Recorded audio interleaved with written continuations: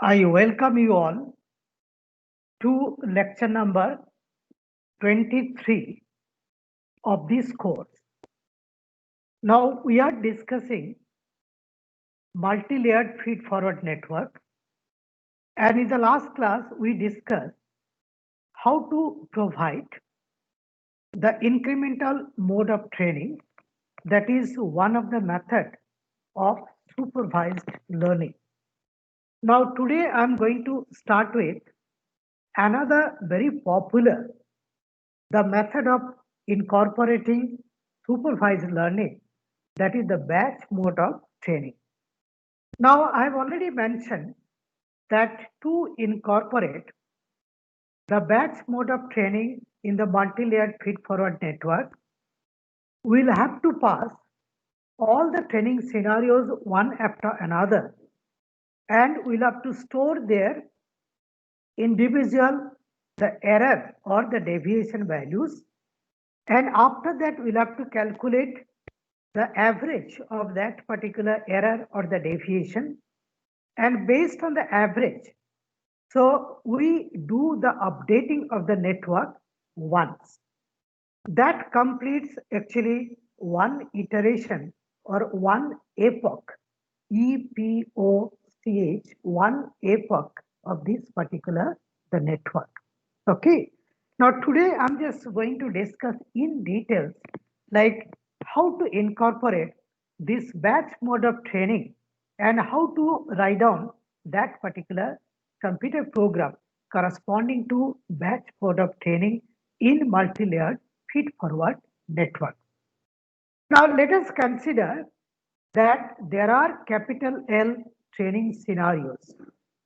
So if there are capital L training scenarios, might be capital L is equals to say 1000, 10,000, something like this.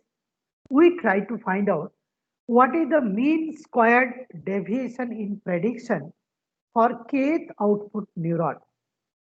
Now, mean squared deviation in prediction for kth output neuron is denoted by E prime, that is equals to half multiplied by 1 by L multiplied by summation L equals to 1 to capital L TOOKL minus OOKL square.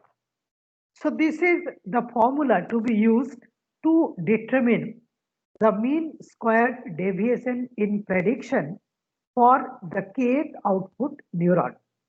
Now this TOKL is nothing but the target value of the kth output neuron corresponding to the nth training scenario. Similarly, OOKL is nothing but the calculated value for the output of the kth neuron lying on the output layer corresponding to the nth training scenario. So we can find out, so this particular the E prime. Okay. Now once you've got this, now we can find out what is the change in WJK. Okay, that is the connecting weight between the jth neuron lying on the hidden layer and the kth neuron lying on the output layer. Now the change in WJK is nothing but delta WJK, and that is nothing but minus eta partial derivative of E prime with respect to your WJK.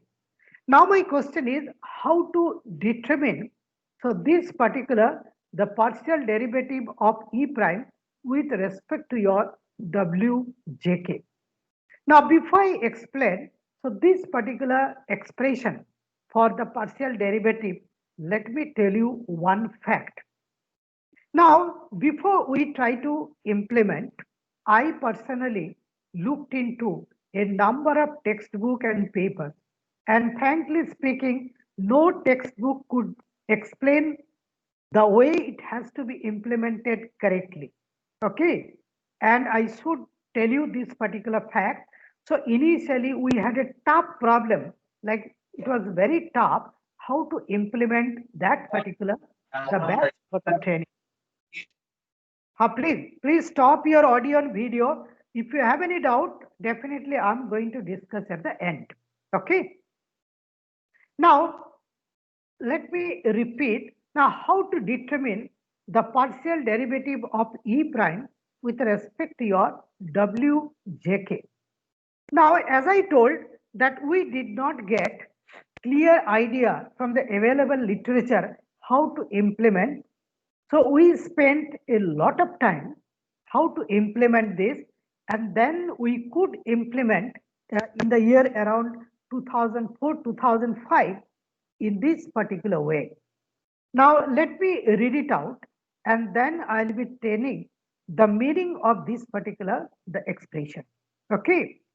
Now the partial derivative of E prime with respect to WJK is nothing but partial derivative of E prime with respect to EL. I'm just going to tell you the meaning, multiplied by partial derivative of EL with respect to EK, multiplied by partial derivative of EK with respect to OOK, multiplied by the partial derivative of OOK with respect to OIK, multiplied by the partial derivative of OIK with respect to your WJK.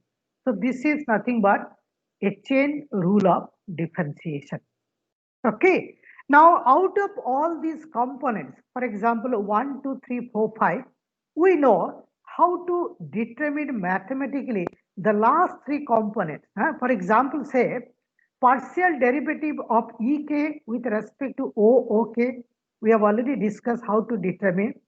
That is the rate of change of EK, that is the error corresponding to the kth output neuron with respect to OOK, that is the output of the kth neuron lying on the output layer, multiplied by the partial derivative of OOK with respect to your OIK, then partial derivative of OIK with respect to your WJK. So all of us, we know how to determine the expression for the last three components of partial derivative. Okay. Now I'm just going to concentrate how to determine the first two terms. Okay. Now what do you mean by this? Partial derivative of E prime with respect to your EL. Now we have got capital L number of training scenarios. So I am passing the small lth training scenario to the network. Okay. Now what we do is we try to find out the rate of change of this mean squared deviation in prediction. Okay. With respect to EL, that means I am passing the small lth training scenario, and I am trying to find out what is the rate of change of E prime, okay, with respect to the lth training scenario. But remember, for this partial derivative, you will not be getting any mathematical expression. Okay. Now, whenever you are going to write down the computer program, so this particular concept has to be kept while writing that particular computer program, but corresponding to the first derivative, partial derivative, you will not be getting any numerical value, because you will be getting some numerical value, but there is no mathematical expression. Okay. And philosophically, it means the rate of change of E prime with respect to EL, that is the error corresponding to the lth training scenario. Similarly, the second one, the partial derivative of EL, that is the error corresponding to the lth training scenario with respect to your EK, that is the error of the kth output neuron. Once again, you will not be getting any mathematical expression. Okay. But what you'll have to do, philosophically, you think I am passing the lth training scenario, and corresponding to that lth training scenario, and lth training scenario has got how many components? the number of components will be equal to the number of output neurons. Okay. So I'm passing the LF training scenario, small LF. You note down the error values, find out the average, you store it, save it. Okay. Now go to the next training scenario. You repeat it. Okay. So this is the way you'll have to go on collecting the information, and moreover, the last three terms, their numerical values are to be determined. Okay, so this is the way actually you can implement the batch mode of training, and we could implement very successfully this particular your the batch mode of training in multi-layered feed-forward network. Now I'll tell you one fact. Now, after we publish this paper, the paper was published in a very good journal like Fuzzy Sets and Systems, so far as I can remember. And after I published my own textbook, there was a lot of discussion on this because it was a bit difficult how to implement the batch mode of training. Many people asked me, they could not understand the meaning of the first two partial derivatives. Okay, and I had to personally explain to all of them, like this particular thing has been written following the chain rule of differentiation. But in the computer program, the way we could implement that I had to explain through email separately because there are a lot of queries on this. Okay, and we could successfully implement the batch mode of the training. Okay, so once you have got this particular partial derivative of E prime with respect to your WJK, and if I know the value for this learning rate, very easily can find out this delta WJK. And if you get delta WJK, you can find out what should be the updated value for this connecting weight. Similarly, delta Vij can be calculated as follows. Now, delta Vij is nothing but minus eta partial derivative of E prime with respect to Vij average. Why this is average? That I have already explained in the last class. Okay, because the output of the hidden neuron will have some contribution to all the output neurons lying on the output layer. To consider that, so we consider the average effect, and this delta Vij is nothing but the change in connecting weight between the ith neuron lying on the input layer and the jth neuron lying on the hidden layer. Now here, the partial derivative of E prime with respect to Vij average is nothing but 1 by phi multiplied by summation k equals to 1 to p partial derivative of Ek prime with respect to Vij. Now partial derivative of Ek prime with respect to Vij can be written as partial derivative of Ek prime with respect to Ekl multiplied by the partial derivative of EKL with respect to OOK multiplied by the partial derivative of OOK with respect to OIK multiplied by the partial derivative of OIK with respect to HOJ multiplied by the partial derivative of HOJ with respect to HIJ multiplied by partial derivative of Hij with respect to Vij. Now once again, out of these 6 terms, the last 4, like starting from here up to this, the last 4 partial derivative, you can find out the mathematical expression and their numerical values. And the first 2, once again, is required just to indicate the philosophy adopted with a program to implement this. Now, once again, let me repeat. By the first partial derivative, we mean the rate of change of Ek prime with respect to EKL. What is EKL? Corresponding to the LF trading scenario, the error of the kth output neuron. Okay, and this is the mean deviation corresponding to the kth. So you can find out this. Then comes your the rate of change of EKL corresponding to OOK. That is the output of the kth neuron lying on the output layer. So once again, you close your eyes and try to think that I am passing small LF training scenario. So philosophically, can I not visualize the first two partial derivatives? Answer is yes. And while writing the program, you'll have to take care. But you cannot find out the direct mathematical expression for the first two partial derivatives. Okay, but it has to be taken care of while writing that particular your computer program. I hope I'm clear to all of you. Okay, so this is the way actually we can update the connecting weight between the hidden layer and the output layer, and that between the input layer and your the hidden layer. Okay, so till now we have studied like how to implement the incremental mode of training and the batch mode of training. I hope I have got one numerical example I'll show you like how to implement the incremental mode of learning or training after some time.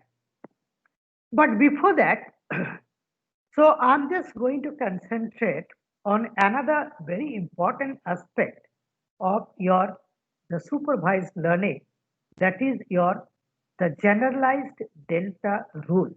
Okay, the back propagation algorithm, the delta rule that we have already discussed, but generalized delta rule is slightly different, and we introduce another term that is called the momentum constant. Now, before I discuss the concept of this momentum constant, let me try to find out the reason behind going for so the concept of momentum constant. Okay. Now, previously, if you see, our expression was delta W corresponding to the Tth iteration is nothing but minus eta, the partial derivative of E with respect to W corresponding to the Tth iteration. And this last term was missing till now. Okay.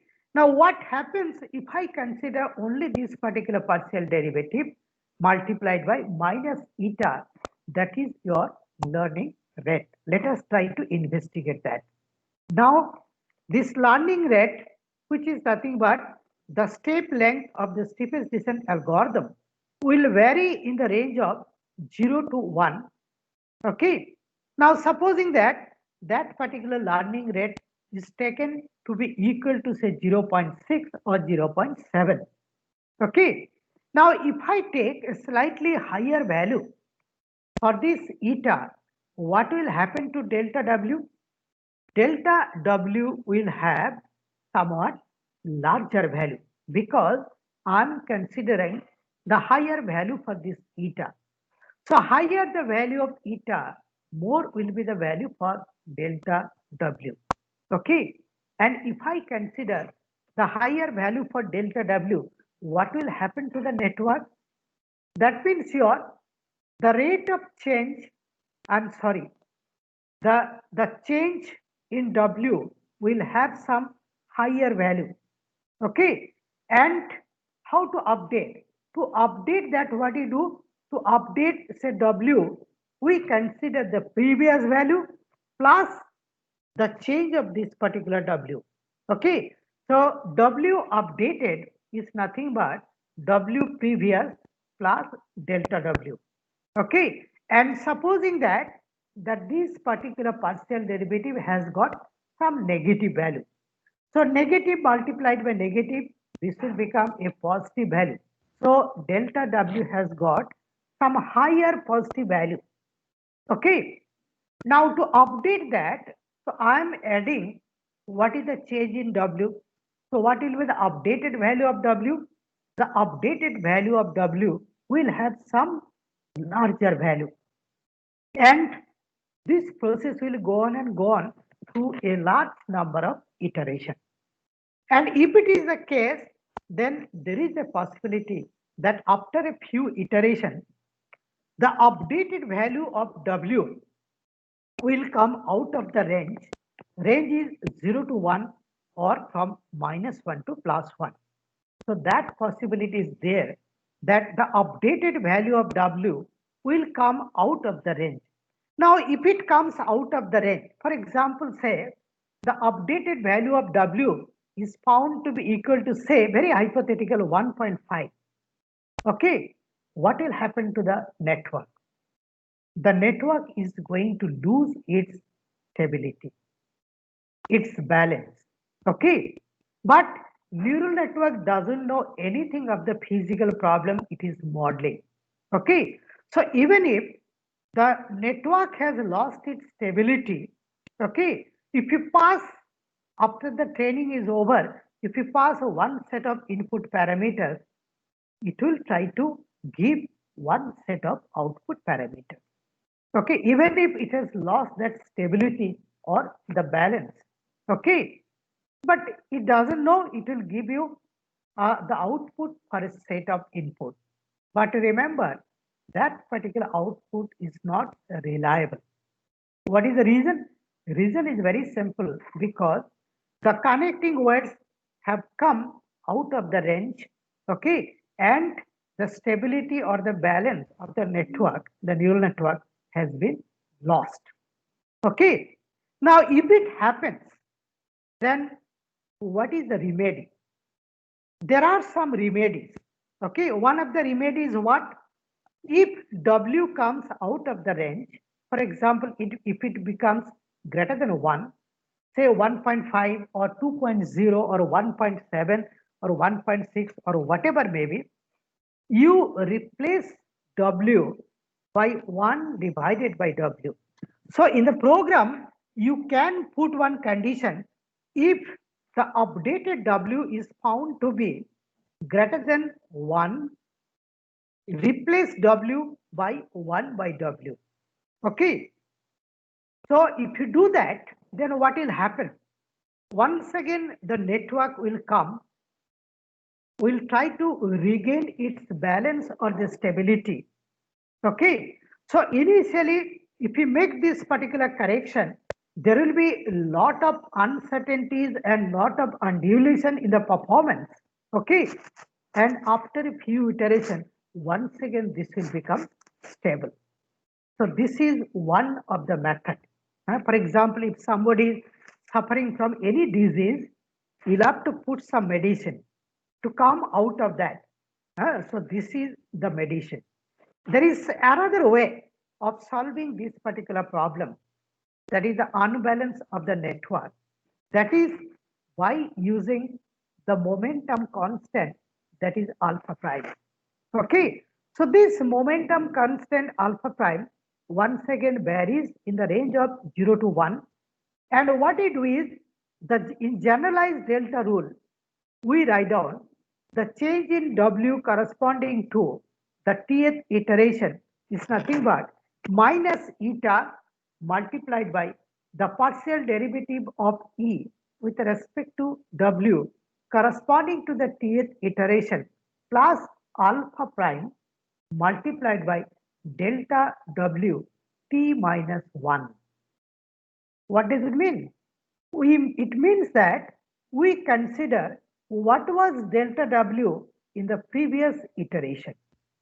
So I'm just going to update for the Tth iteration, but here I'm considering what was the history of this delta W in the previous iteration, and that is multiplied by alpha prime, and this particular thing is added.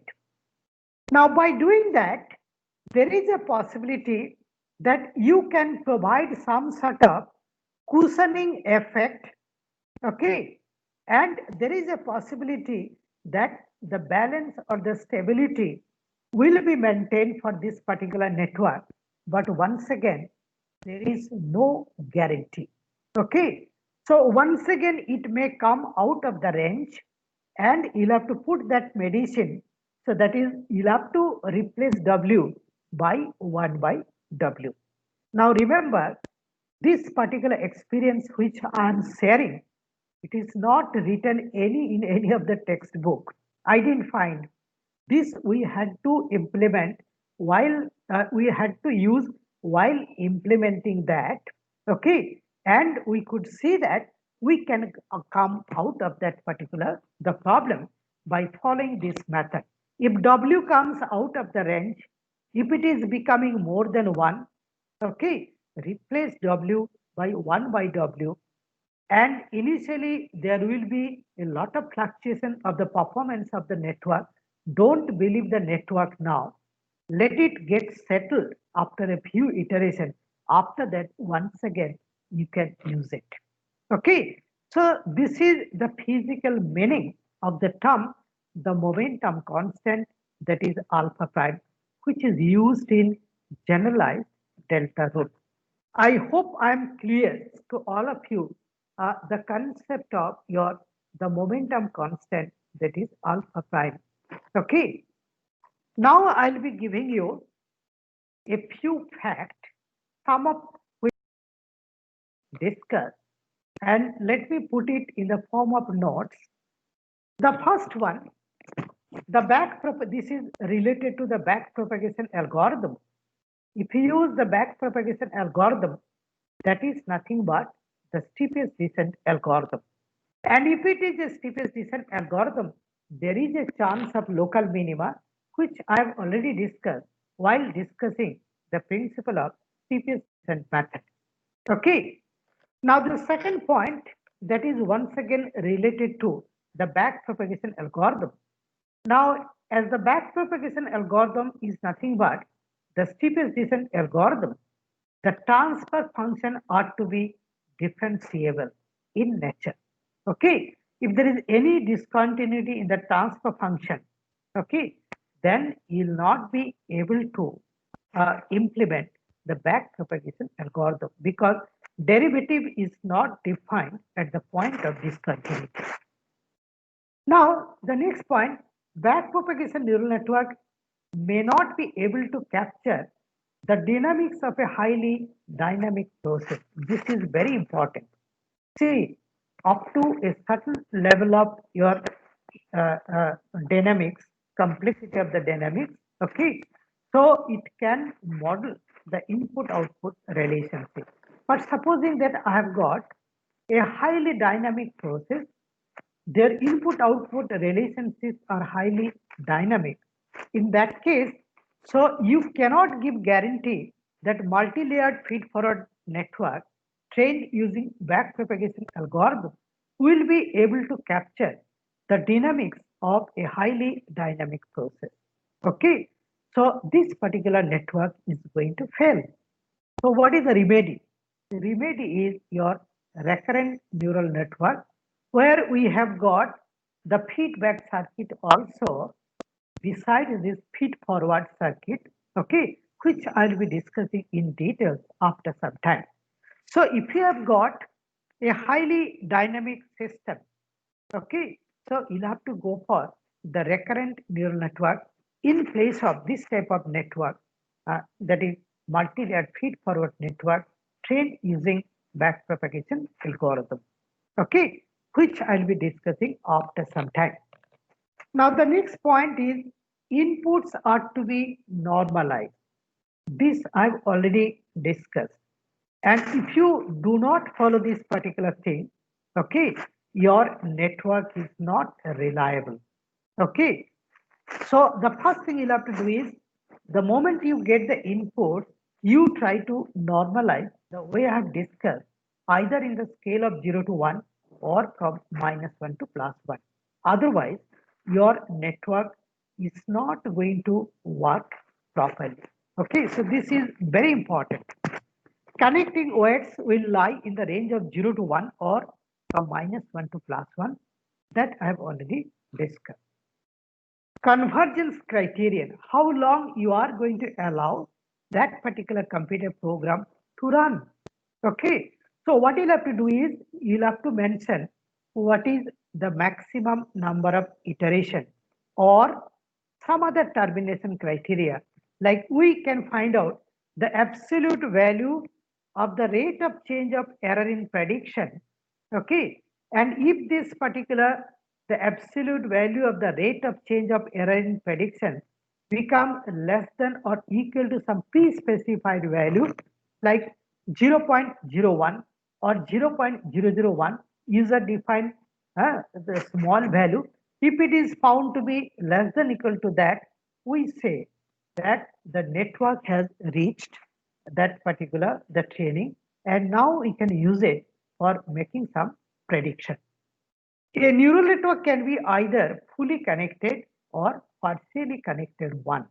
Okay, fully connected means all the hidden neurons are connected to the all the input neurons, and all the hidden uh, uh, neurons are connected to all the output neurons. Okay, so that is nothing but a fully connected network. Now, generally we use fully connected network, but there is a concept of partially connected network also, where some of the connecting weights will be missing. Might be that particular the connectivity is not so much important. So that is why we can neglect that particular connectivity, and there is a possibility you'll be getting the partially connected neural network. Okay. Now this is the multi-layered feed-forward network. So I just kept once again an extra slide, which I've already discussed. Now I'll be concentrating little bit on the merits and demerits of, although I have written here BPNN, this is wrong. This is actually multi-layered feed-forward network trained using backpropagation algorithm. So the merits, we have a few merits like we can handle a problem having many variables, as I told. Like for example, if you have got a problem of weather forecasting, it involves a large number of variables. Okay, might be 50 variables or even more. Okay, there if you try with fuzzy reasoning tool, what will happen? There will be a large number of rules. Complexity is going to increase. So what is the remedy? The remedy is you can go for multi-layered feed-forward network. Okay, so it can handle a large number of variables effectively. May not require so much problem information as it is needed for an FLC.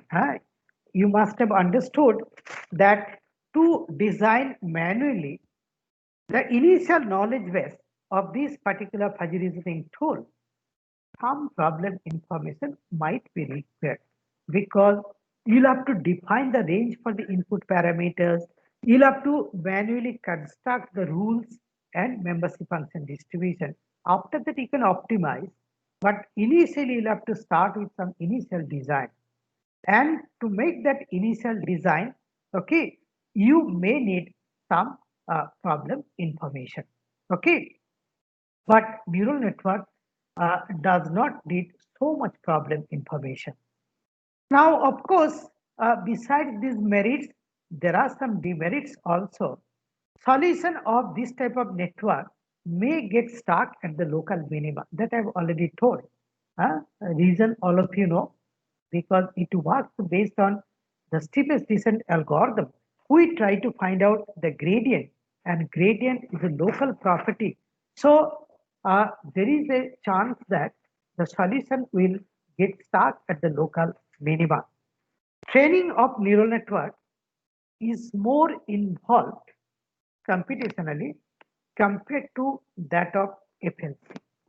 Okay, compared to that of FLC. So, if you want to train a neural network, we need more computation. Okay, so it is computationally more expensive compared to the training of your fuzzy logic controller or fuzzy reasoning tool. It works like a black box. We do not know what is happening inside. Okay, so with the help of some known input-output relationship on the training data, you provide training to the network, And once it is trained, then you try to use it for making prediction for the outputs or a set of inputs. Okay, so it works like a black box sort of thing. Okay, so these are the relative merits and demerits. Now I'm going to concentrate on a numerical example just to make the things more clear. Okay, whatever I discuss, how to implement uh, on the numerical example. Now here I have designed a very simple network, and if you see this particular network, which I'm going to show you in the next slide. So this is the network. This is a 2 input 1 output network. Okay, so on the input layer we have got 2 neurons, hidden layer we have got 3 neurons, output layer we have got only 1. So this is nothing but a 2-3-1 network. This is also called 2-3-1 network. Okay, so there are 2 neurons on the input layer, 3 neurons on the hidden layer, and 1 neuron on the output layer. The connecting wires between the input and the hidden layer is denoted by V, and that between the hidden layer and the output layer is denoted by your W. You can find out this is V11, this is V12, V13. So V21, V22, V23. Similarly, W11, W21, W31. Okay, and we are using different types of transfer function at the different layer. Input layer we are using linear, that is y equals to x. Hidden layer we are using the log sigmoid transfer function 1 divided by 1 plus e raised to the power minus x. Output layer we are using tan sigmoid transfer function y equals to e raised to the power x minus e raised to the power minus x divided by e raised to the power x plus e raised to the power minus x. So we can use this type of transfer function, and if you use this type of transfer function, okay, and if I pass one set of training scenarios, I can find out the output. Now initially the connecting wires, that is V11, 12, 13, V21, 23, 22 and 23 are generated at random using the random number generator. Similarly, the connecting wires between the hidden and the output are generated like this: W11, W21, W31, something like this. Okay, and this shows the training scenarios. I1, I2 are the 2 inputs, and output, the target output is 0.15. Similarly, we have got a large number of training scenarios. Okay, now the question is, using an incremental mode of training for the case shown in the table, this particular table, calculate the changes in V and changes in W using the backpropagation algorithm. Consider the landing rate eta is equal to 0.2. So only one iteration through hand calculation. And for simplicity, I have considered alpha prime, that is the momentum constant, is equals to 0. Okay. Now it is very simple numerical example. All of you will be able to calculate and absolutely there will be no problem. Now the forward calculations, in the input layer we have got the linear transfer function y equal to x. So the output of the input layer, neuron of input layer, let me repeat, the output of each input layer neuron is made equal to its corresponding input value. So output equals to input because we have got the linear transfer function y equals to x. So IO1 is equal to I1.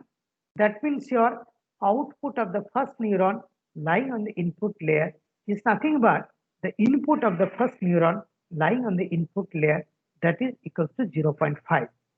Similarly, the The output of the second neuron lying on input layer is nothing but the input of the second neuron lying on the input layer, and that is equal to minus 0.4. Okay, now we can find out the input of the hidden layer, the first hidden layer, first hidden neuron, the input of the second hidden neuron, and the input of the third hidden neuron by following this. Like output of the first layer multiplied by the corresponding connecting weight. That is HI1 is IO1 multiplied by V11 plus IO2 multiplied by V21. If you calculate, you'll be getting 0.06. Similarly, HI2 is this thing minus 0.04. HI3 is minus 0.05. Okay. Now, once you've got the input of the hidden neuron, very easily you can find out the output of the hidden neuron. Okay, because we have got the log sigmoid transfer function of this particular the form. So the output of the first neuron lying on the hidden layer is 1 divided by 1 plus e raised to the power minus hi1.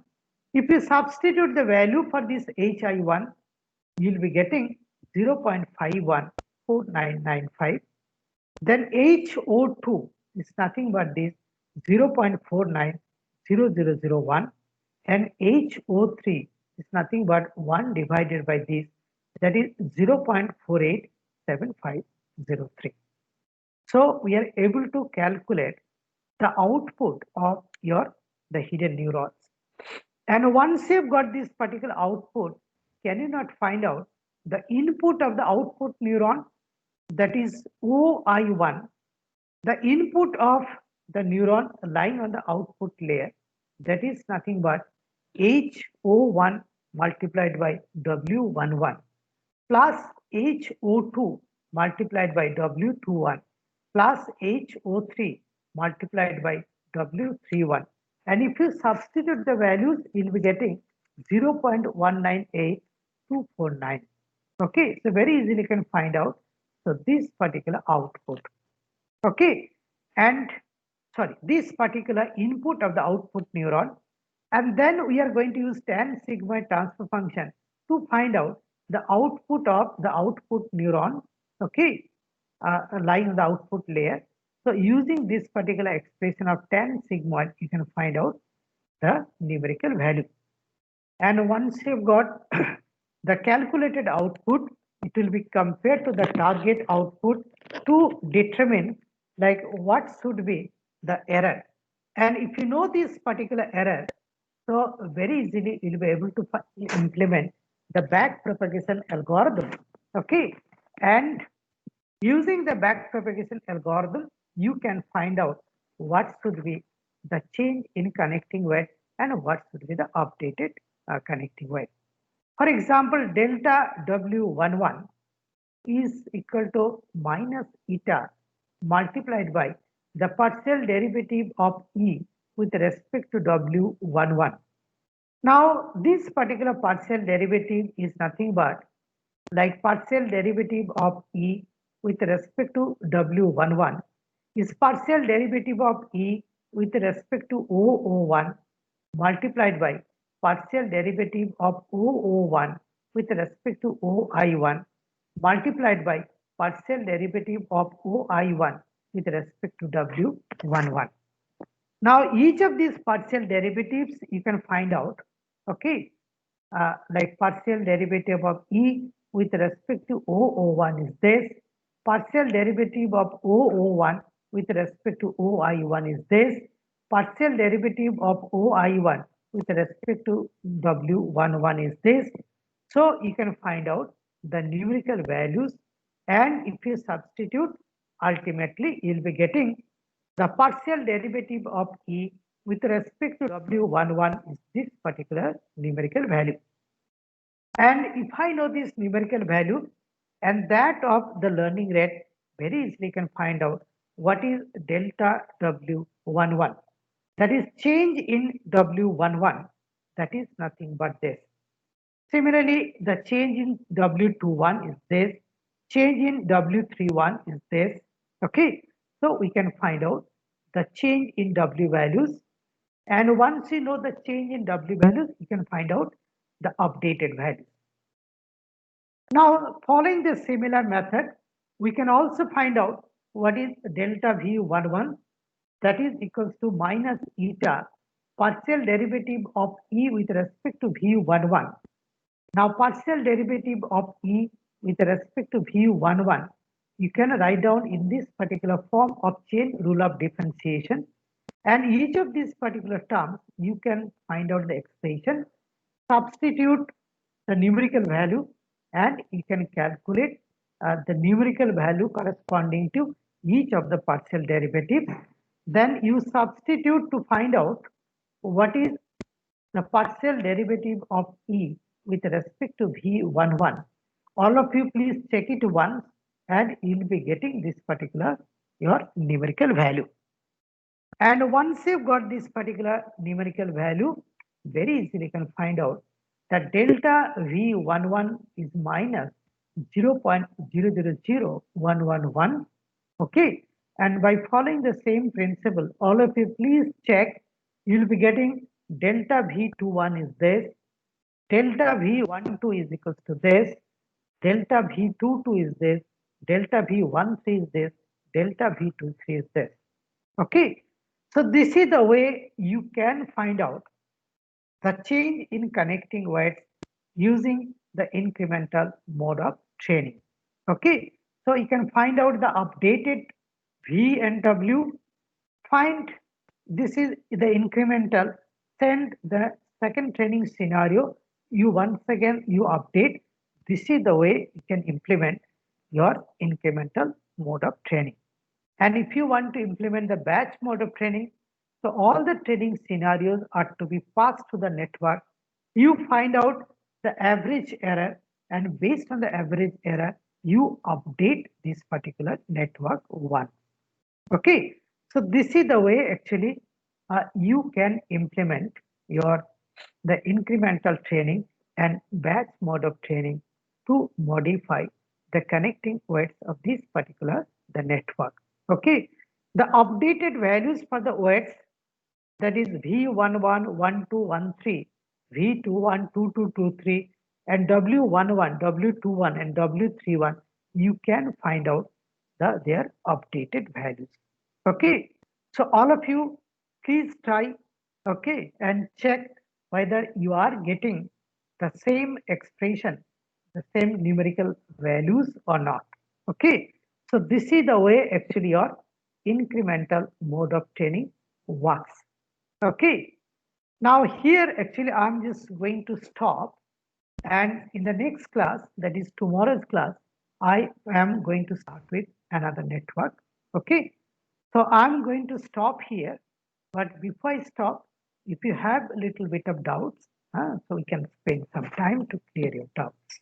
Okay, so if you have any doubt, you can ask me now. Sir, why does network becomes unstable if weight are greater than 1? Because let's say if there are inputs and weights are multiplied by them, so I can constrain them using the transfer function, right? Like if I use sigmoid function, it will constrain them between 0 to 1, or like I can use any other activation function to constrain that. Why does it become unstable if it's greater than 1 or less? What happens, you'll have to find out the updated value of the connecting weight. Okay, how to determine the updated value? That is the previous value plus the change in that particular connecting weight. For example, W updated is nothing but W previous plus delta W. Okay, supposing that if I use a high numerical value for the learning rate, okay, so this delta W will have some higher numerical value, and I'm simply adding the change in W to the previous W. Let me take a very simple example. Supposing that previous W was 0.75. Okay, now change in W is found to be say 0.3. We have got no control. If it happens like that, what will happen to the updated value of W? It will become more than 1. Okay, because whenever you are running the program, initial values will be generated at random, connecting weights and all such things. Learning rate will be user defined value. Okay, are you getting my point? Now there is a possibility that it may come out of the range, it may become more than 1. If it becomes more than 1, then if the range is coming out of the range, network is bound to be unstable. Okay, So, yeah, because hmm, so the that's what I'm connecting, asking. Why is that uh, an issue? If the W becomes more than 1, why is that a problem? if W becomes 1, okay, then we'll have got no control on the output for the set of input. Okay, for example, you see, why did you consider the input variables are lying within a range and the connecting? By definition, connecting weights should be in a normalized scale. If it becomes, if it is in a the general scale, not in the normalized scale, so it will not be able to do that input output nonlinear mapping correctly, because for one set of data it will give one type of network, another site of another type of data, another type of network, and there could be too much difference between this network, and it will not be able to capture the nonlinearity of this input output relationship. Okay, let me take a very simple example. If a person behaves erratically, in one day he's starting his work at 9, second day he's starting his work at 3:30 in the afternoon, third day he is going to start his work at 6 in the evening. Do you think that his or her performance is very irregular? Do you think that he or she will be able to perform for a long time in a better way? On the other hand, a person is going to start his work more or less at 10 almost every day. Are you getting my point? Now, out of these two persons, who is more reliable? You tell me. First person or the second person? So the one who is consistent. Yeah, same is true here. If you do not allow the connecting weight to be within the range, there could be inconsistency in the performance. Performance will be there, but there will be inconsistency. And nobody will believe the first person. Everybody will like the second person. Are you getting my point? Same is true here. Same is true for this particular the network. Another thing I should tell you, what is the difference? Like if I consider the higher value of eta and the lower value of eta, you remember eta is nothing but your step length. Are you getting my point? If I reach my highest position, say full professor, okay, somehow within 2-3 years, this is one case, and in another case, the same person is reaching its highest position, okay, gradually, okay. So might be in 6-7 years. Which one is more reliable? You tell me. The gradual things is more reliable. Are you getting my point? This abrupt change may not be reliable. Okay, same is true here. If I take the higher value for eta, there is every possibility it is going to hit the optimal solution, optimal network, but there is no guarantee. On the other hand, if you consider a slightly small value of eta, it may take a slightly more number of iteration. But once it has reached that particular level, he will be more reliable or C will be more reliable. Are you getting my point? Same is true here for the network. Okay. I hope I'm clear. Yes, sir. So you should not select a very high value for eta. If you select a high value for eta, might be within a few iterations you will be able to reach that optimal network. But that optimal network may not be too optimal, that could be your premature convergence. Okay, there is a saying, you please allow me to tell that. Long back when after my graduation, I was in one industry. Okay, now in industry, although I was a graduate engineer, so my immediate boss, he was LME, okay, or that type of thing, not even graduate engineer. I still remember, but he was very knowledgeable. I learned many things. I still remember his name, Mr. Chatterjee. We used to call Chatterjee sir. So he was very knowledgeable. I was in shipbuilding, okay, in one public sector. Now he was very knowledgeable, but he did not have that basic graduate degree.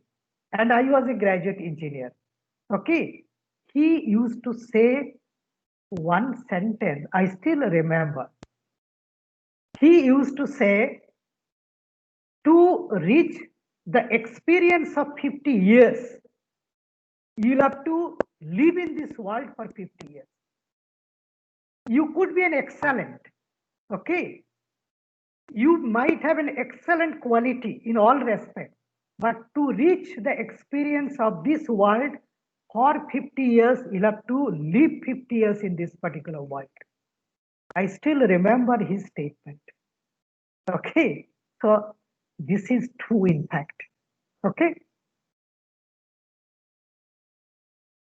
I hope I am clear. Okay. Any other query? Any other query? Okay. So if there is no other query, yes, sir. please. Hello. Yeah, please. Is there any other query? Yes, that was pretty insightful, sir. But I just have it revealed out. I just wanted to know that the alpha that we are using, is it like an under relaxation factor? Pardon? Is it like an under relaxation factor? No, actually, you see, due to the higher value of eta, if the network is going to become unstable, okay, so this alpha prime is going to provide some sort of cushioning effect. That means you're supposing that the delta W was going to be very high value. Okay. So what I do with the help of this alpha prime, I take my actually past history. You see, the purpose of using the momentum constant is to see the past history of that particular the connecting weight. Okay, so as if we are going to give some weightage to the past record. Then if you remember, alpha prime multiplied by delta WT minus 1. That means what was delta W in the previous iteration, I'm going to consider here part of that. This is true. Like, see, you can feel that. Supposing that I'm going to face a lot of problem to solve a particular crisis. Okay. Supposing that I'm unable to solve that particular crisis in life. Okay. I may try to see the way my father used to solve this type of problem, or the way my grandfather used to solve this particular problem. Okay. Are you getting my point? So at least some help we get from father, grandfather, like the previous iteration. Okay. So my previous iteration is going to help me how to overcome this present situation. Same is true here. Okay. That alpha prime multiplied by delta WT minus 1. So what happened to delta W in the previous iteration? I'm going to give some weightage to modify what should be my connecting weight in the current iteration. Are you getting my point? So if I consider my father and grandfather, so I'm gaining some experience from them, okay, to solve the present crisis. This is what the network is doing with the help of the momentum constant. I hope I'm clear. Yes, sir. What I was saying that we perform a similar kind of thing in numerical methods when we use under. Yeah, you are correct. Hello. Yes, sir. I was saying that I just wanted to confirm whether it was the same thing. Thank you, sir. It is not the same. It is a similar thing, I should say. Okay. Oh, okay, sir. Okay, sir. Okay, let me stop here today. Okay. We are going to meet tomorrow at 9.